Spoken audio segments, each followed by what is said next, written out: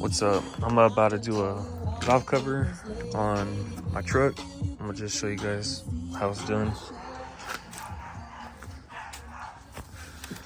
Cause I got a cracked valve cover on the driver's side.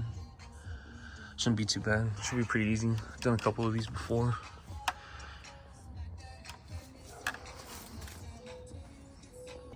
All right, first things first, I like to disconnect the battery.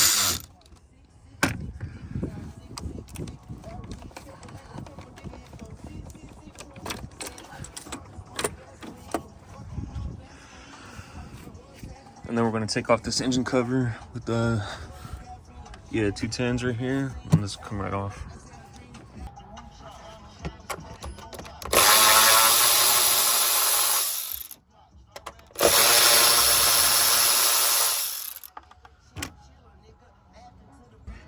All right, with the engine cover off, you could see the leak. I saw when I was doing an oil change last week. I could see it on the front diff by the axle, and then I followed it up. I thought it was the turbo, kept following it even higher, and then I was like, oh shit, I remember these used to leak back when I was at the dealer. But the crack is right here. I'll show it later when I pull it off.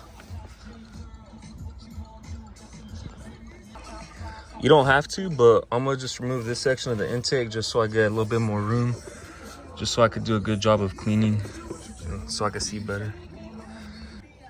All right, you're gonna take off these lines. You're gonna take off all the other PCV stuff, take off the ignition coils, disconnect the sensors, leave the sensors on like back there with the 8s.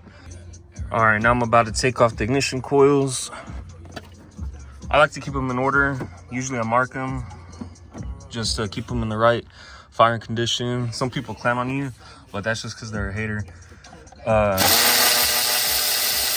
I believe it's important to put them back where they go, especially if you don't have the right equipment, like to do a misfire monitor reset, anything like that. Just put them back exactly where they go. Make sure and keep them in order. All right, from now, I'm going to go ahead and clean it up, clean all the... Okay, so I ended up having to take off a few of these lines just for some room, and the inlet charge pipe to get that bracket off. It's connected with 2 grommets on both, so you'll just have to pry that off carefully, and then you should be good to get it. And then also one of the last bolts is going to be for the valve cover right there, with the wire harness held down by it. So you just gotta pry it off that. You see the plastic, that guy right there.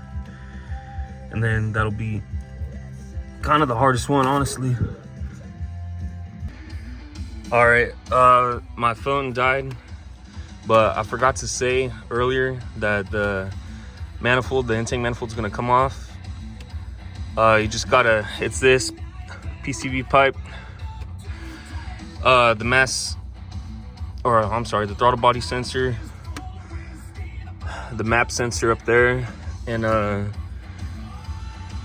there's a harness that's connected. Just get that out of the way and you should be good.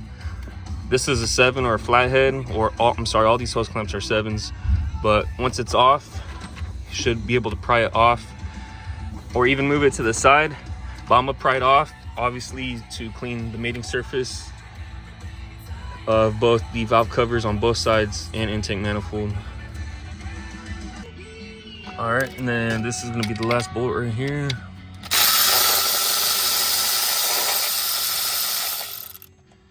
And then I'm gonna take off the valve cover and I'll show you guys the damage. All right, valve cover is off. About to show you guys the damage of this.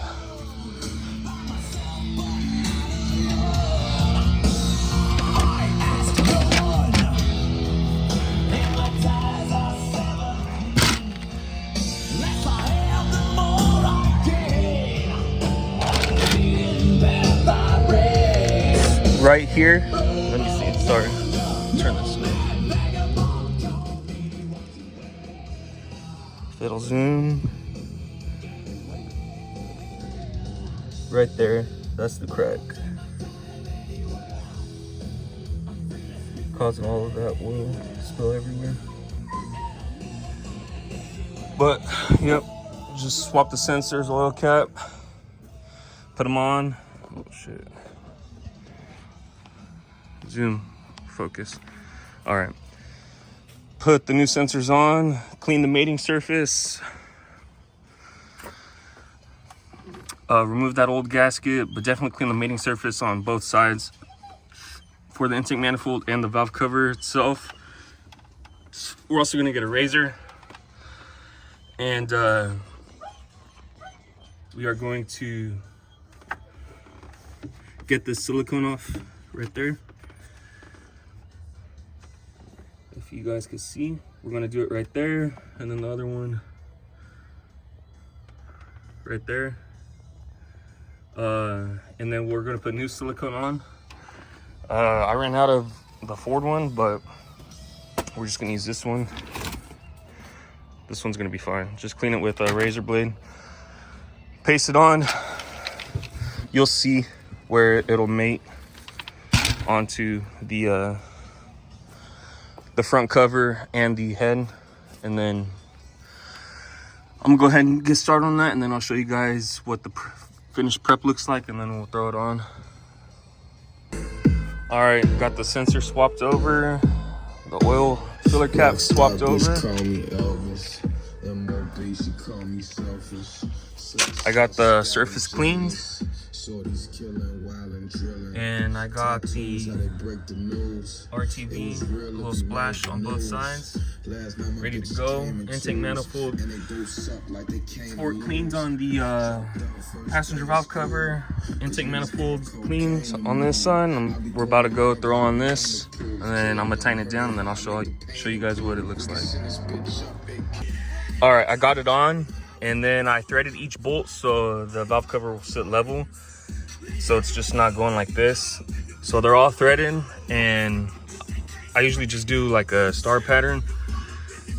I'm gonna hit this side first, right here. I'll probably do those two, then that back left one, and then here, and then definitely here, just so those can seal.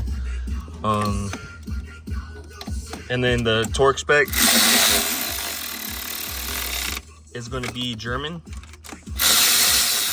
It's going to be good and tight, and that's pretty much it for that and the intake manifold. Yeah, it's not, yeah, just tight. All right.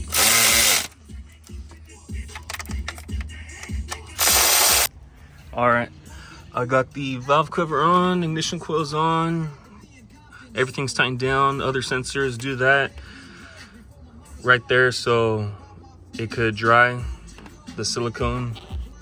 Obviously still got to dry a little bit, a couple hours, maybe even overnight, just depending on silicone temperature of outside and stuff. But right now I'm about to throw on the intake manifold, and then I'll go ahead and show you what that looks like once it's all done.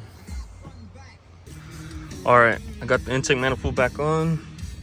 Just gonna connect all of these hoses and lines, the rest of the connectors, this intake pipe, and it should be good. And I'll show you guys what it'll look like when it's done. All right, everything's back together.